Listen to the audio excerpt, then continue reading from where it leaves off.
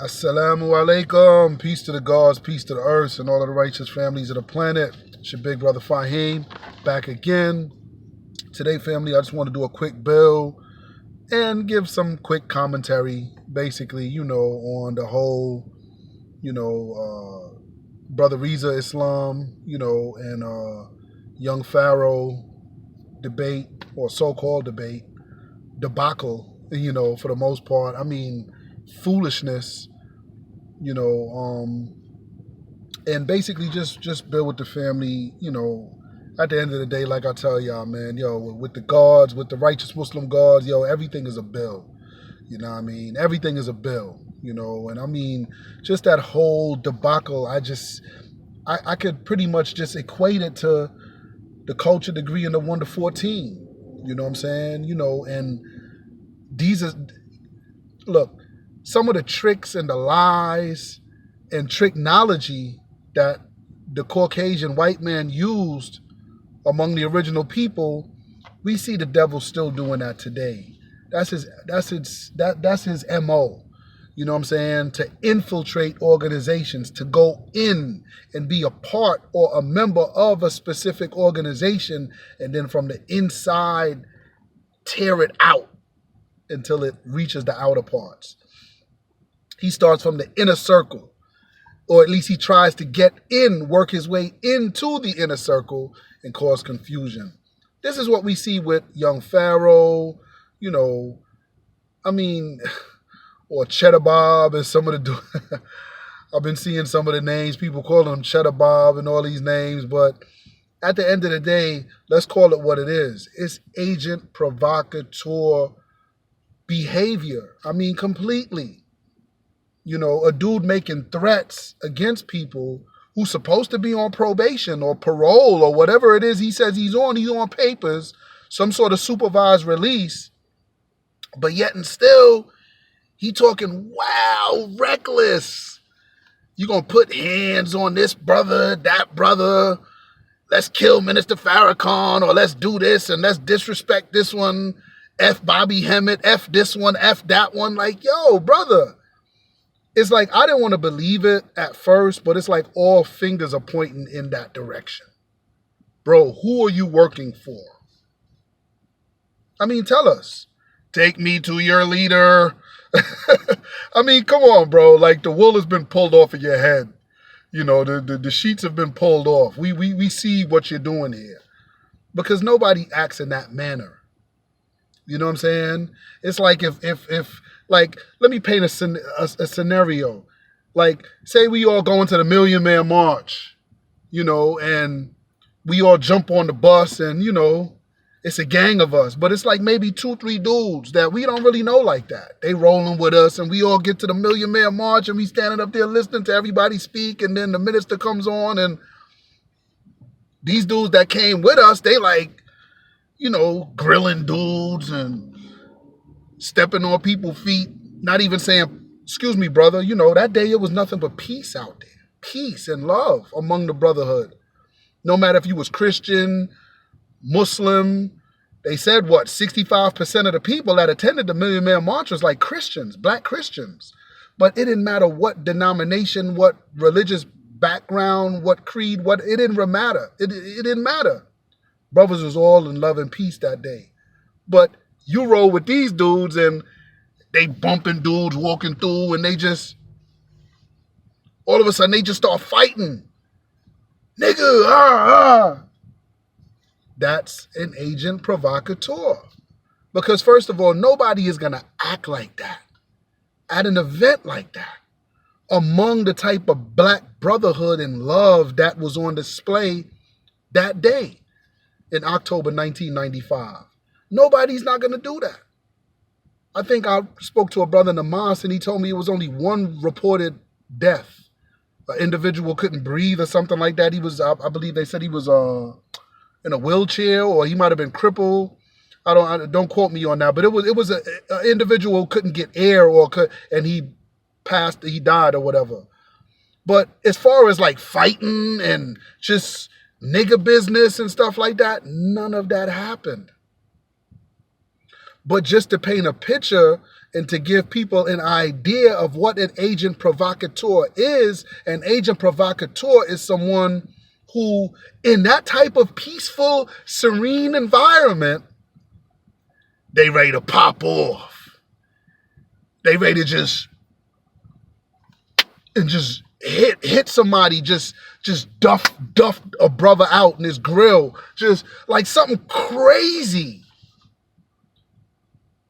That might be an agent provocateur. 9 times out of 10. You got niggas out there that's crazy and you know, live wire niggas, wild dudes, wild, you know, you got them out there. But certain things that brothers may do, you got to say, wait a minute, man.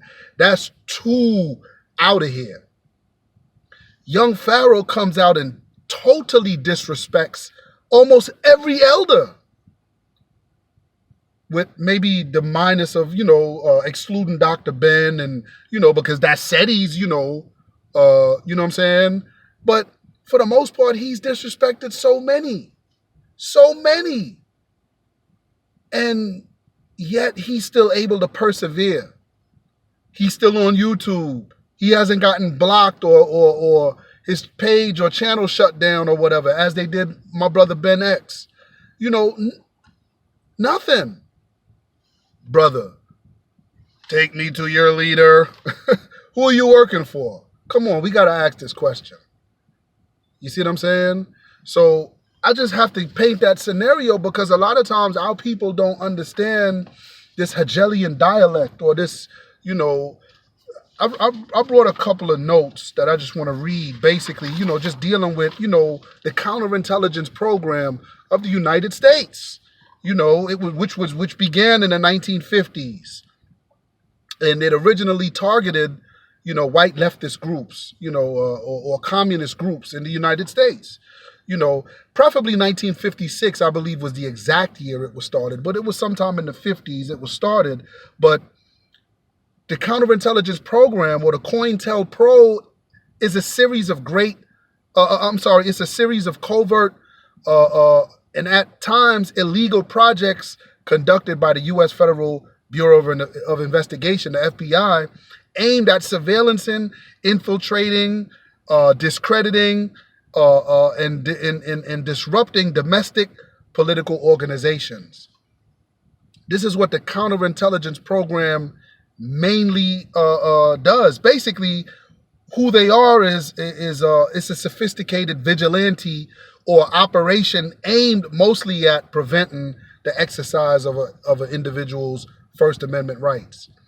Because according to the First Amendment, like, we live in a country where democracy, so-called, but in a democracy, you can speak out against the powers, you know, that be, or that's in control. The government can't do nothing about that. But one of the ways that they try to, you know, silence your message from speaking out is they plant a mole or an enemy insurgent, you know, in your group or your organization to cause confusion, to make it look like your organization is, you know what I'm saying? You know, so our people have to know these things. We got to be able to look at individuals and see these things. This video, basically, this bill is mostly for like dudes that's, you know, subscribers and followers of Young Pharaoh. I mean, come on, question y'all brother, question y'all teacher, y'all wise teacher, y'all, you know, that I see so many comments and stuff on this channel. If he's such a wise teacher, you need to question him on that. Why you can't let another man speak? That's another tactic used by a COINTELPRO agent provocateur. I'm not going to let you speak.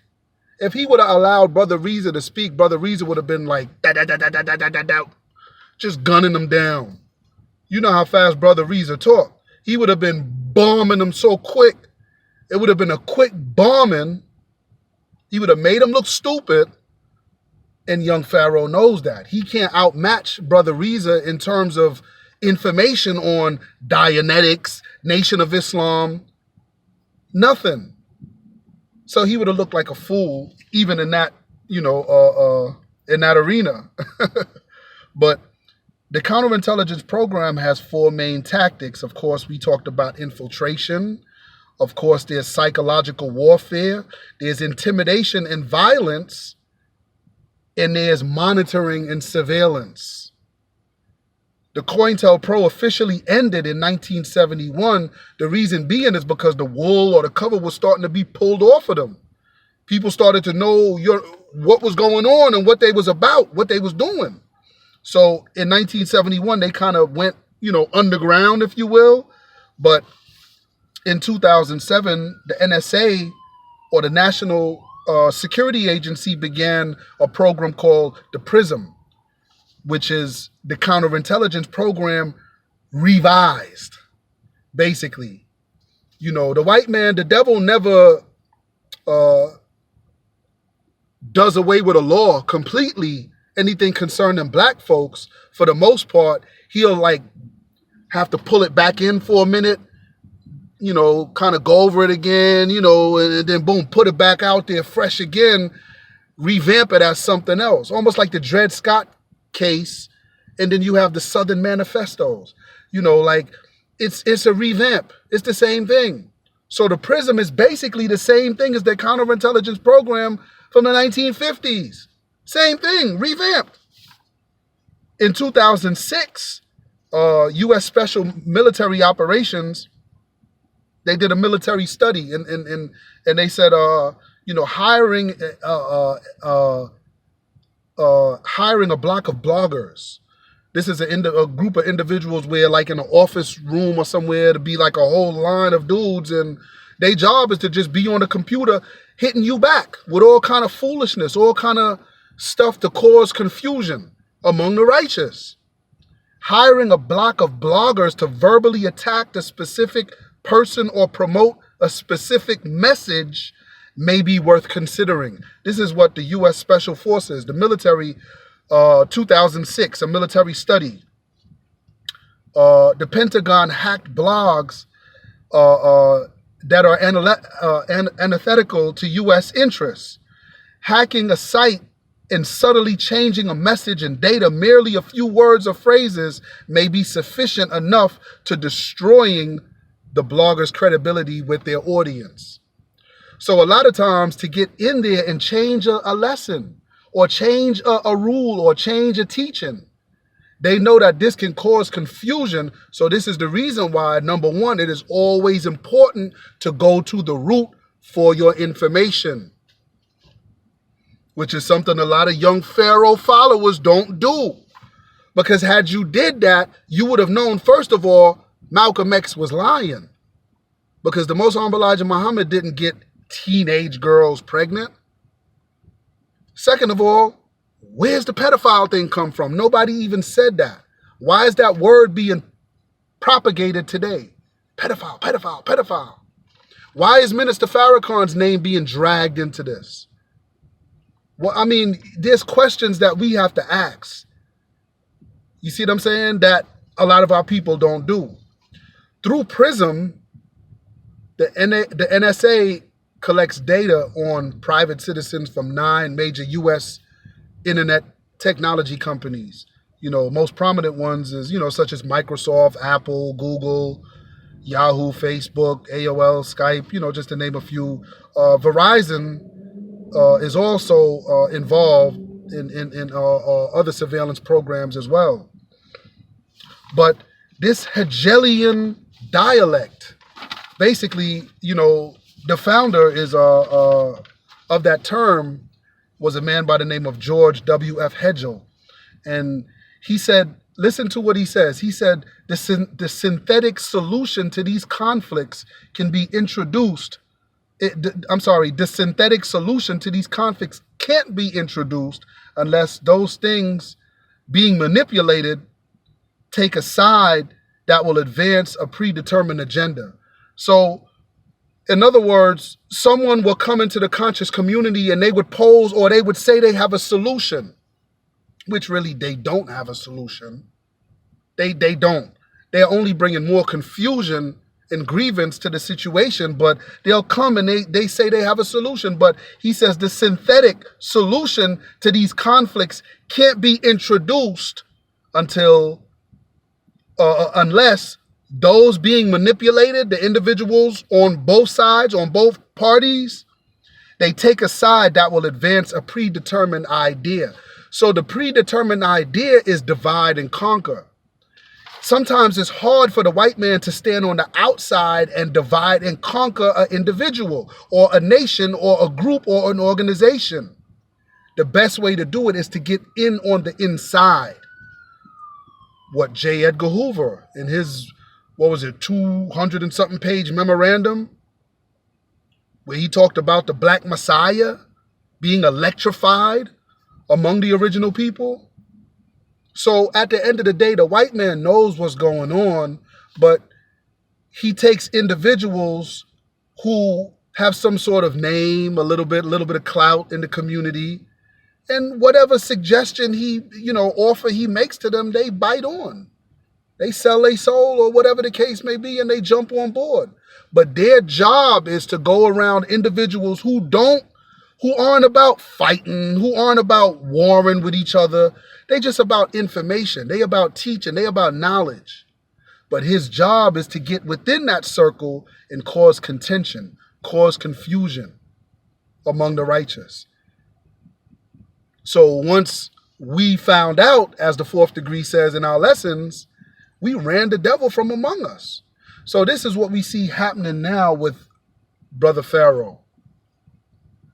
We see him to the point now where people are running him from among the righteous, running him from the conscious community. Because this is a community where we have different schools of thought. Some are Moors, some are Nuwabians, some are Kemetic brothers, some are, whatever, some are 5%ers, some are whatever. But we're all trying to unite for a common cause. But this synthetic solution, this synthetic Negro brother, synthetic brother, not Negro. He's a Negro, but you know what I'm saying? A synthetic brother, because he's not about that black power.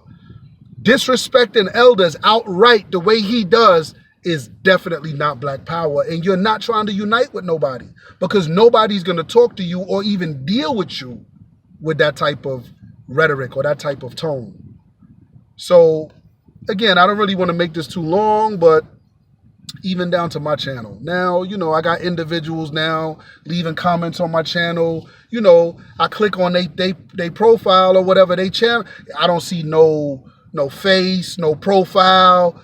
I just see, something ignorant like, whatever, kill Muslim gods, or Muslim gods are faggots, or, and then you leaving all these homosexual stuff. I mean, at the end of the day, it's agent provocateur business. Because if somebody really truly wanted to know the answer to a question, you would ask me a question and then you would allow me to respond. So by you not doing that, you're worse than even the female. A lot of people say, oh, you Young Pharaoh, acting like, a female. He wasn't even acting like a female. Because if you come home late one night, or wifey, the queen trying to find you, or whatever the case may be, and finally when she catch up to you, she gonna be like, nigga, where you was at? I called your phone. Why you ain't pick up? And then she ain't gonna wait till you start talking and be like, where you at right now? At some point, she gonna be like, where you was at last night? Oh no, because I want to hear this. I want to hear this. Because first of all, she knows it's lies, so she want to hear this. Young Pharaoh, if you know the Nation of Islam had Malcolm killed and Brother Rizza is lying and he can't, why you don't let the man talk? So you're worse than a female even in that sense. My dude, you're worse than a female. You don't even want to hear nothing.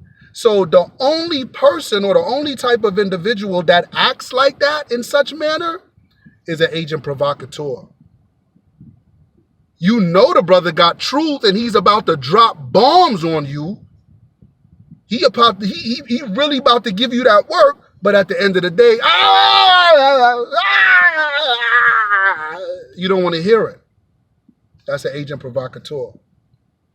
So again, family, I don't want to take too long with this bill. This was just a little short, little bill or whatever, you know what I'm saying? But at the end of the day, man, know what a counterintelligence agent, you know what I'm saying, is about.